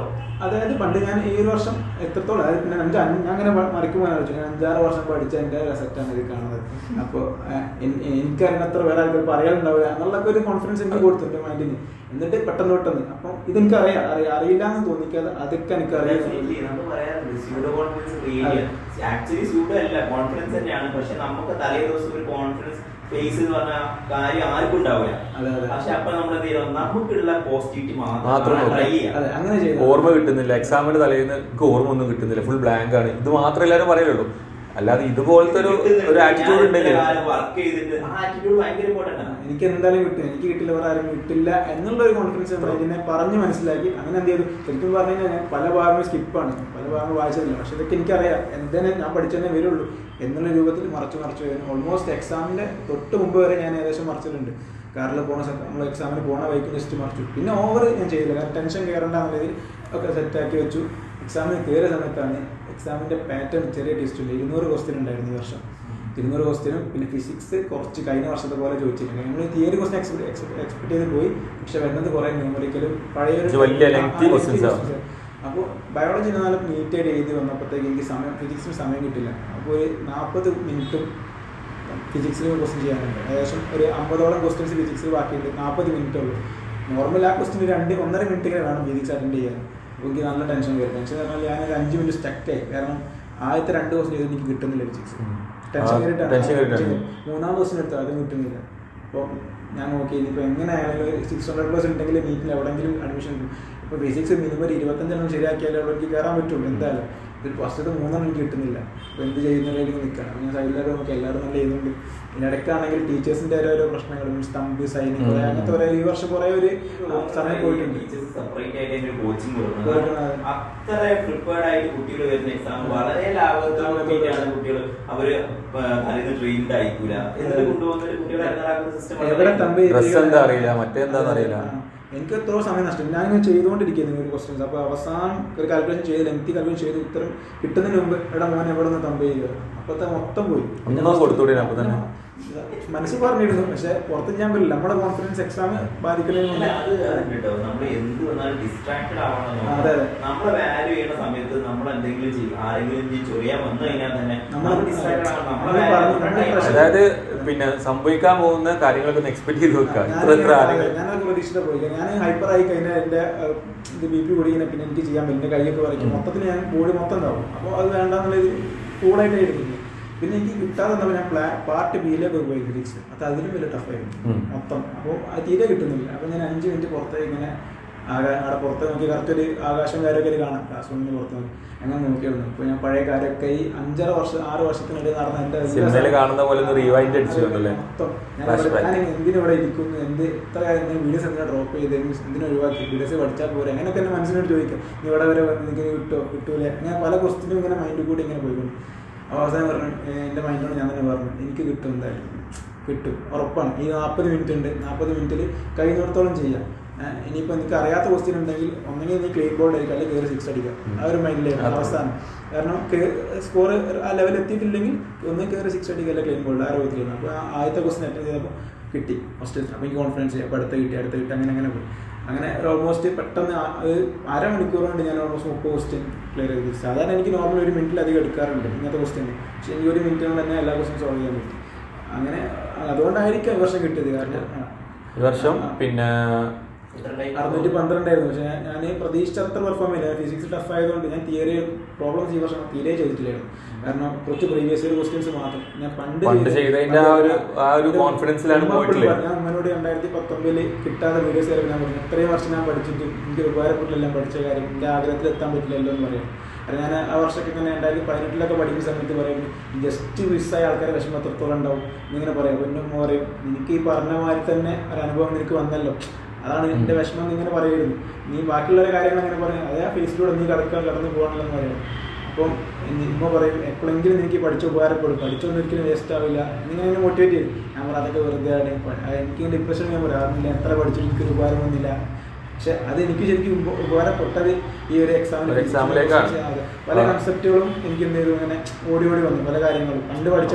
നീ മൈൻഡിൽ ഭയങ്കര കോൺഫിഡന്റ് ആണ്, ഭയങ്കര പീസ് ആണ്, എനിക്ക് എന്തായാലും ഇത് കിട്ടണം എന്നുള്ള ഒരു എന്താണ് വിശ്വാസം നന്നായിട്ടുണ്ട്. അപ്പം പിന്നെ അതുകൊണ്ടാണ് തോന്നുന്നത് 2019 പഠിച്ച കാര്യങ്ങളും അത്രയും റീഫ്രഷ് ചെയ്യാതെ ഫിസിക്സിനെ പോലത്തെ അത്രയും എല്ലാവരും പേടിക്കുന്ന സബ്ജക്ട് ക്ലിയർ ചെയ്യാൻ പറ്റിയെന്ന് പറയാനെങ്കിൽ എക്സാം കഴിഞ്ഞ സമയത്ത് ഞാൻ വിചാരിച്ചത് എനിക്ക് കിട്ടാൻ മാർക്ക് നോക്കിയപ്പോൾ ഓൾമോസ്റ്റ് ആയിട്ടുണ്ടല്ലോ ഡിഫൈ ടഫായിരുന്നു. പൊതുവെ എനിക്ക് ടഫാണോ ബാക്കിയുള്ളവർക്ക് ടഫാണോ അറിയില്ലല്ലോ, എനിക്ക് ടഫായിരുന്നു പേപ്പർ. അപ്പോൾ 600 ഒക്കെ ഞാൻ വിചാരിച്ചത്. കഴിഞ്ഞ വർഷത്തെ കട്ട് ഓഫ് 620 റേഞ്ച് ആയിരുന്നു. അപ്പോൾ ആ റേഞ്ച് എത്തുക ബോർഡറിൽ ഇതുപോലെ പോകുന്ന പേടിയുണ്ടായിരുന്നു. അപ്പോൾ വീട്ടുകാരോട് ഞാൻ പറഞ്ഞു 50-50 ആണ്, ഉറപ്പിക്കുന്നു വേണ്ട, ഞാൻ പറയാമെന്ന് പറഞ്ഞു. അപ്പൊ ഇതില് ഇപ്പൊ ആ ഒരു സമയത്ത് ഇതിലിപ്പോ കിട്ടിയില്ലെങ്കിൽ നീ എന്താ ചെയ്യാ നെക്സ്റ്റ്? ഒന്നും കൂടി ചെയ്യും. ഓക്കെ. അപ്പൊ അങ്ങനെ പിന്നെ ആ റിസൾട്ട് വീട്ടുകാർ പറഞ്ഞു ഞാൻ പരിപാടി സമ്മതിക്കില്ല. ആദ്യം പറഞ്ഞ ഒരു പരിപാടിയും ഇല്ല, അടുപ്പിക്കില്ല എന്ന് പറഞ്ഞു. പക്ഷെ എന്റെ ഉള്ളിൽ അതന്നെ ചെയ്യാമെന്നുണ്ടായിരുന്നു. അങ്ങനെ റിസൾട്ട് വന്നു. റിസൾട്ട് ആണെങ്കിൽ കുറെ നമ്മൾ ടെൻഷൻ അടിപ്പിച്ചു, കുറെ ലാഗ് ആക്കി, കുറെ പ്രശ്നങ്ങൾ കുറെ പ്രശ്നങ്ങൾ ഉണ്ടായിരുന്നു. ആൻസർ പേപ്പർ ലീക്ക് ആയിരുന്നു, അങ്ങനെയൊക്കെ പറഞ്ഞിട്ടുള്ളത്. കോളേജൊക്കെ സത്യം പറഞ്ഞാല് ഞാൻ 5-6 വർഷം ആഗ്രഹിച്ചൊരു ഫീൽ, അതായത് MBBS ഗവൺമെന്റ് മെഡിക്കൽ കോളേജ് എന്നുള്ള സാധനം. ആ ഒരു അഡ്രസ് കിട്ടി.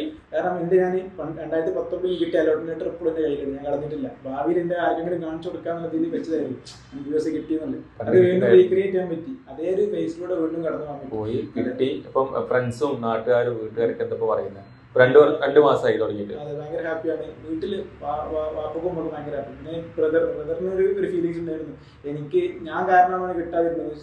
കകന്റെ കൂടെ പോയി കകര് ചോദിച്ചു എനിക്ക് പറ്റൂല്ലെങ്കിൽ അങ്ങനെ ചോദ്യം വന്നപ്പോ അതുകൊണ്ടാണോ എന്നൊക്കെ ചിന്താഗതി ഉണ്ട്. എനിക്ക് അതൊന്നല്ല, എന്റെ തന്നെ ഇഷ്ടപ്രകാരം എടുത്താണ്. അപ്പൊ അതൊക്കെ മാറ്റി ഫുൾ ക്ലിയർ ചെയ്തു, എല്ലാവരും ഹാപ്പിയാണ്.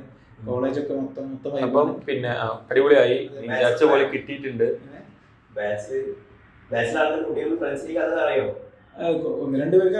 അറിയാൻ പോലെ. അപ്പൊ ഞാൻ ചോദിക്കുന്നത്, ഇനി ഈ വർഷം പിന്നെ ജൂലൈ 17 നീറ്റ് അനൗൺസ് ചെയ്തിട്ടുള്ളത്. ഒരു 80 ഡേയ്സ് പ്ലസ് ഉണ്ട്. എന്താണ് അവരോട് വളരെ ഷോർട്ടായിട്ട് പറയാനുള്ളത്? ഈ പ്രിപ്പറേഷൻ ഇപ്പോൾ ഓൾമോസ്റ്റ് ഒരു പകുതിയെങ്കിലും ആയിട്ടുണ്ടോ? ഒന്നും തുടങ്ങാത്തവരാരും ഉണ്ടാവില്ല. എല്ലാവരും ജസ്റ്റ് എന്തെങ്കിലുമൊക്കെ നോക്കിയിട്ടുണ്ടോ? ഒന്നും നോക്കിയിട്ടില്ല എന്നുള്ള ആൾക്കാരാണെങ്കിൽ ഇപ്പൊ നോക്കി തുടങ്ങിയാലും കഴിയും എന്നാണ് എന്റെ വിശ്വാസം. കാരണം ഞാനത് പ്രൂവ് ചെയ്തിട്ടുണ്ട്. 62 ദിവസം ഞാൻ കംപ്ലീറ്റ് ചെയ്തിട്ടുണ്ട്. തള്ള് ചോദിക്കാൻ കാരണം ഞാൻ ചെയ്ത മാതിരി 3-5-6 വർഷം ചെയ്ത ആൾക്കാർക്ക് അവർക്ക് മനസ്സിലാവും തള്ളല്ല എന്നുള്ളത്. കാരണം കുറെ പഠിച്ചത് ജീവിതാനുഭവമാണ്, വെറുതെ പറയുന്നതല്ല. പിന്നെ അറിയുന്ന ആൾക്കാർ ഷുവറായി പഠിക്കും. കാരണം അത്രേ ഉള്ളൂ. നമ്മൾ MBBS കയറി കഴിഞ്ഞാൽ അത്രത്തോളം പഠിക്കണം. അപ്പോൾ മനസ്സിലാവും. നിങ്ങളിപ്പോൾ അറിയണമല്ലോ BDS അല്ലെങ്കിൽ +2 എന്ന് പറഞ്ഞാൽ ചെറിയ സിലബസ് ആണെന്ന്. MBBS എത്രത്തോളം വായിക്കും എല്ലാവർക്കും. അപ്പോൾ ശരിക്കും പറഞ്ഞാൽ ആകെ നമ്മൾ ഫോക്കസ് ചെയ്യേണ്ടത് ചോദിക്കുന്ന ഭാഗങ്ങൾ കാര്യങ്ങൾ നോക്കുക. പ്രീവിയസ് ഇയർ വെറുതെ കാർഡ് കയറി IIT ലെവൽ ക്വസ്റ്റ്യൻസ് ഒന്നും ചെയ്യാൻ മാത്രം ഫോക്കസ് ചെയ്യാം. പിന്നെ പറഞ്ഞാൽ പല എക്സാം ഓൺലൈനായിട്ട് പല ആപ്ലിക്കേഷൻ നമ്മൾ എഴുതുന്ന സമയത്ത് അവർ പല ക്വസ്റ്റ്യൻസ് പ്രീവിയസ് ഇയർ എടുത്തിടും. അത് കിട്ടിയില്ല വെച്ചാൽ അതിന് പിന്നാലെ നമുക്കൊരു വിഷയം വേണം, ഏതൊക്കെ ക്വസ്റ്റ്യൻ എങ്ങനെയൊക്കെയാണ് ചോദിക്കുക എന്നുള്ളത്. ആ ഒരു ഐഡിയ നാക്ക് നമുക്ക് കിട്ടണം. അതായത് NCERT മാത്രമേ ചോദിക്കുള്ളൂ. പിന്നെ എന്താണ് കുറെ കാർഡ് കയറി പോകുന്നത് ഒരു ആവശ്യമില്ല. കാരണം അത് പഠിച്ച് മറന്നു പോണത് സ്വാഭാവികമാണ്, എല്ലാവർക്കും സംഭവിക്കുന്നത്. പിന്നെ അതൊന്ന്, പിന്നെ ടെൻഷൻ വരികയാണ്. പഠിച്ചത് മറന്നു പോകാന്നുള്ളത് സ്വാഭാവികമാണ്, അത് എല്ലാവർക്കും ഉള്ള സംഭവമാണ്. എനിക്കും ഉണ്ടായിരുന്നു. പക്ഷെ ഞാൻ അതിനെ ഓർഗൻ ചെയ്യുന്ന വെച്ച് കഴിഞ്ഞാല് 2 ദിവസം എടുത്ത് നോക്കുമ്പോൾ എനിക്ക് പകുതി ഓർമ്മ ഉണ്ടാവും. വീണ്ടും വായിച്ചു നോക്കും. അല്ലാതെ അതിന് ഷോർട്ട് കട്ട് എനിക്ക് തോന്നുന്നില്ല. നമ്മളെ തലനുള്ളിൽ മെമ്മറി കാർഡോ ചിപ്പൊന്നും ഇല്ലല്ലോ.